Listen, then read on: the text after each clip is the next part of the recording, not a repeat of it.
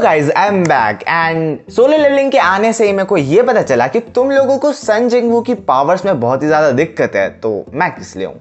हाँ चलो आज बात करेंगे सन जिंगवू की सारी पावर्स के बारे में, तो लेट्स बिगिन। तो सबसे पहले ये मिसकंसेप्शन तो दूर कर दो अपनी कि वो जो लेवलिंग वाला सिस्टम है वो उसकी एक पावर है। वो बस एक सिस्टम है जिससे वो शैडो मोनार्क के लेवल तक अपनी फिजिकल एबिलिटीज को ले जाता था, मगर ये चीज कुछ टाइम बाद टर्मिनेट हो जाएगी एंड वो लेवल अप वाला सिस्टम हट जाएगा। तो इसकी असली पावर्स क्या है? तो इसकी असली पावर्स है शैडो एक्सट्रैक्शन। अब देखो इसी के बारे में हम पूरी वीडियो में बात करने वाले हैं, तो बने रहो। तो अब ये शैडो एक्सट्रैक्शन है क्या? तो ये उसकी एबिलिटी है जिससे वो किसी भी मरे हुए बीइंग की जो उससे वीक हो उसकी आत्मा को निकाल के अपनी शैडो आर्मी में शामिल कर सकता है एंड इसकी शैडो आर्मी इससे बिल्कुल लॉयल होगी। भले ही वो बंदा जिंदा हो जब तब उसको सन जिंगवू से कोई पैदाइशी दुश्मनी हो, मगर शैडो आर्मी के जाने के बाद उसके पास कोई चॉइस नहीं है, उसे लॉयल रहना ही पड़ेगा। एंड वो शैडो आर्मी किसी की भी शैडो में जाके स्पाइंग कर सकती है। सन जिंगवू मोस्टली को अपनी खुद की शैडो में रखता है ताकि कुछ भी हो तो आराम से फाइट हो सके, एंड कुछ कुछ शैडोज को अपने लव्ड वंस की शैडो में भी छुपा देता है ताकि अगर उन्हें कोई दिक्कत हो तो वो शैडो आके उससे टैकल कर सके। एंड मोस्ट इंपॉर्टेंट थिंग, ये अपनी शैडोज के साथ कभी भी टेलीपोर्ट कर सकता है। ऑफ कोर्स उसमें एक कूल डाउन वगैरह रहता है, मगर ये अपनी पोजीशन स्विच कर लेता है एंड लिटरली भाई ये इतनी ओपी एबिलिटी है, मतलब कहीं पर भी स्विच कर देना, या फिर ये बंदा कभी कभी तो डायमेंशन पोर्टल ही खोल देता है किसी के पास जाने के लिए। और सबसे ज़्यादा इंपॉर्टेंट चीज़ तो ये है कि इसकी शैडोज अगर फाइट कर रही है एंड इनका हाथ वाथ कुछ कट भी गया तो भाई ये रिवाइव हो जाते हैं। एंड अगर ये बिल्कुल मतलब डेड भी हो गए ना तो सन जिंगवू बोलता है अराइज एंड ये लोग वापस से अराइज हो जाते हैं। बेसिकली अराइज ये टर्म बहुत ही ज़्यादा इंपॉर्टेंट टर्म कह लो, क्योंकि जब भी उसे किसी की आत्मा को शैडो बनाना होता है तो ये अराइज बोलता है। एंड भाई ये टर्म सुनने के बाद तो मज़ा ही आ जाता है। अगर तुम्हें लग रहा है कि हाँ ये क्या हुआ, तो एक चीज़ और, वो अपनी सारी शैडोज़ की एबिलिटीज़ को भी एक्सेस कर सकता है, प्लस उसकी शैडोज़ खुद की एबिलिटी को भी एक्सेस कर सकती हैं। एंड वो बेसिकली कभी फाइट नहीं करता, वो बस अपनी शैडोज़ को बोलता है जाके मार के आओ उसको। मतलब नॉट बेसिकली कभी भी, कुछ स्ट्रॉन्ग लोग होते हैं वो उसकी शैडोज़ को अगर मारेंगे तो परमानेंटली डेथ हो जाती है उन शैडोज़ की, मगर बहुत स्ट्रांग होने चाहिए वो लोग, वो भी लाइक कोई मोनार्क होने चाहिए। बाय द वे अगर तुम्हें नहीं पता तो अपना सन जिंगवू शैडो मोनार्क है, यानी जो पहले मोनार्क था उसके बाद इनहेरिट होगी शैडो मोनार्क की पावर्स, तो अब वो शैडो मोनार्क है। तो अब हम इसके 10 परमानेंट शैडोज़ के बारे में बात करते हैं। 10 परमानेंट शैडोज़ से मेरा मतलब ये कि इसके जो 3 शैडोज़ थे जिसको इन्होंने एक्सट्रैक्ट करने के बाद ऐसे टर्मिनेट कर दिया था बिकॉज इसको ज़रूरत नहीं थी उनकी, तो कुछ परमानेंट वाले भी थे जो इंपॉर्टेंट वाले थे, तो हम उनकी बात कर लेते हैं। जिसमें नंबर 10 पे आते हैं जाइंट गोलम्स। एंड ये गोलम्स को मजाक मत समझना, ये गोलम्स लिटरली इतने ज़्यादा स्ट्रॉन्ग है कि एक गोलम एक एवरेज एस रैंक जितना है। एंड ये 28 गोलम करीब थे इसके पास, तो इनका नाम नहीं दिया, इनको 1 to 28 तक numbering they the, गोलम number 1 2 3 so on till 28। फिर दूसरा हमारा आता है इग्रिस। अब देखो ये पहले जो पिछला वाला शैडो मोनार्क था एशबॉर्न, उसके अंदर काम करता था, एंड उसके बाद जब उसने रिटायर करा तो इग्रिस ने हमारे सन जिंगवू को टेस्ट किया था, एंड उसके टेस्टिंग के बाद ये उसी के साथ आ गया था उसकी शैडो आर्मी में। एंड वैसे तो ये कई एलीट नाइट के लेवल पे था, मगर बाद में जाके मार्शल के लेवल पे हो गया था। एंड बाय द वे अगर तुम्हें शैडोज़ की रैंकिंग के बारे में नहीं पता तो मैं एक चार्ट लगा देता हूँ यहाँ पे, देख लो। एंड देन इसके बाद है एक आइस बियर जैसा दिखने वाला कोई बीस्ट जिसका नाम उसने टैंक रखा था। हाँ अब ये इनके नामकरण करता रहता है, शायद अच्छा लगता है इसलिए कर देते हैं, मगर हाँ इसका नाम था टैंक। एंड इस बंदे के पास भी क्वाइट अच्छी स्ट्रेंथ थी यार, मतलब इस लेवल जितने तो थे ही ये सारे बीस्ट। तो नेक्स्ट है आयरन। अब देखो इसका क्या था ना, ये बंदा एक हंटर था, एक अच्छे खासे रैंक का हंटर था, ए रैंक का था मोस्ट प्रोबेबली।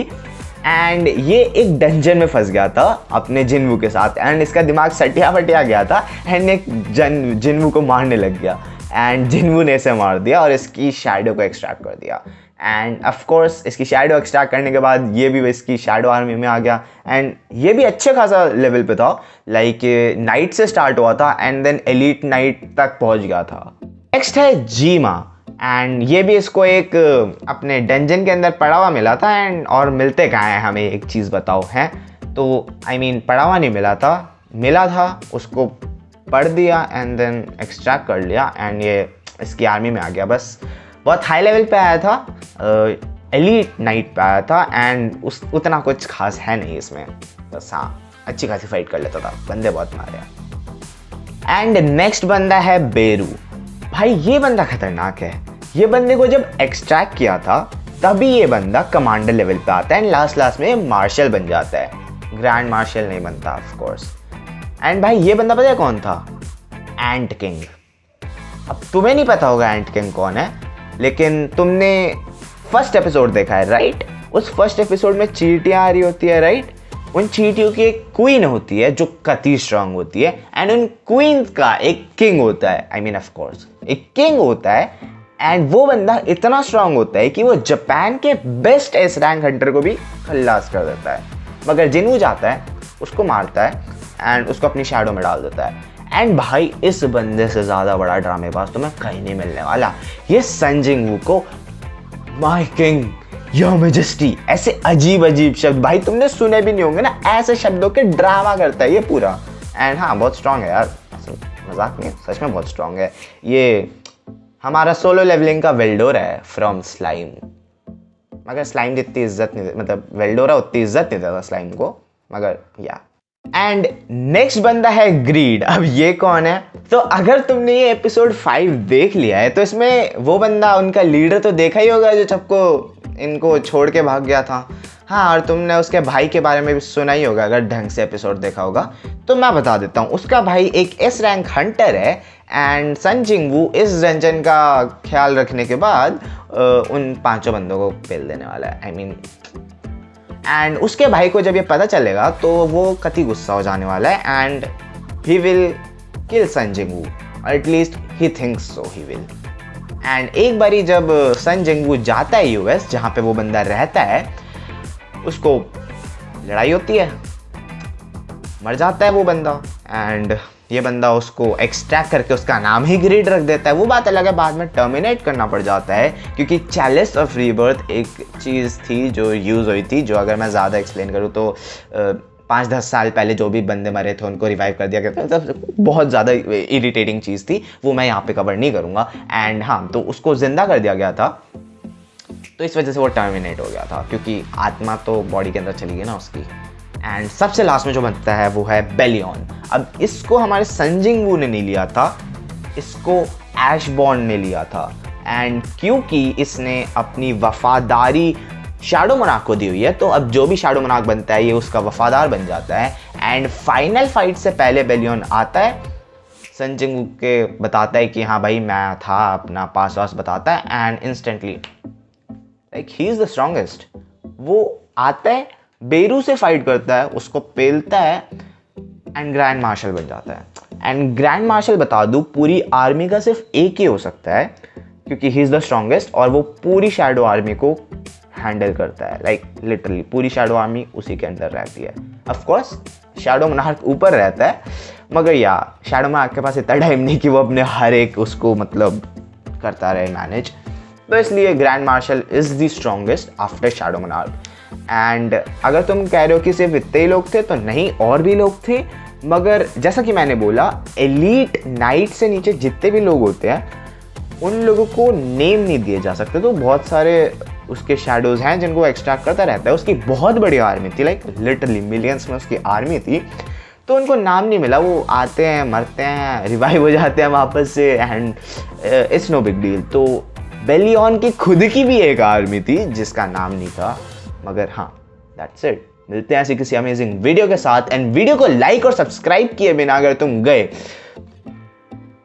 कोई नहीं होगा मेरे से बुरा। चलो मिलते हैं ऐसी किसी अमेजिंग वीडियो के साथ, तब तक के लिए सायोनारा।